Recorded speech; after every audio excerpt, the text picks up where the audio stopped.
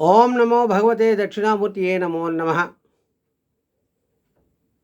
దివ్యాత్మస్వరూపులైన గురువులకు పెద్దలకు నమస్కరిస్తూ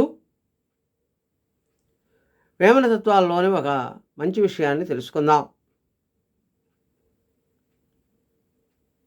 హెచ్చు తగ్గులు హెచ్చుగచ్చులు నుడివిన ఏమి ఫలము, ముచ్చు వేషంబు వేసిన మూలమేది, అచ్చుపడతన్నెరింగిన యతడ యోగి, సచితానంద పూర్ణుడౌ జగతి వేమా అని తెలియచేస్తున్నాయి. అంటే ఇక్కడ యోగి ఎలా ఉంటాడు, యోగి కాని వారు ఎలా ఉంటాడో ఇక్కడ వేమన తత్వాల్లో తెలియచేస్తుంది.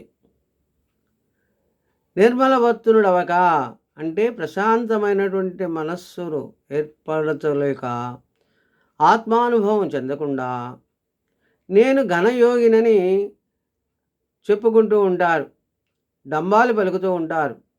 అది అనర్థమే. ఎందుకంటే కపటి వేషధారణ చేసి పైకి యోగి వలె ఉన్నను అతనికి ఆ భగవతత్వం తెలిసి ఉండదు. కడకు వాటి వేషధారణ వల్ల అతనికి ముప్పు కలుగుతుంది, నాశనహేతు అవుతుంది. సాత్వానుభవం చెందినటువంటి జ్ఞాని అయిన వారు ఎలా ఉంటారు అంటే నిర్మల యోగి అయి అతడు సచ్చిదానంద భరితుడై ఆనందాన్ని పొందుతూ పరిపూర్ణుడైనటువంటి సద్గురుడు అనబడుతూ ఉంటాడు. అందరికీ సర్వోపకారిగా ఉంటాడు. ఎప్పుడూ కూడా తను శాంతితో ఉంటూ ఉంటాడు. ముక్తి స్థితిని తెలుసుకొని అతడు మెలుగుతూ ఉంటాడు.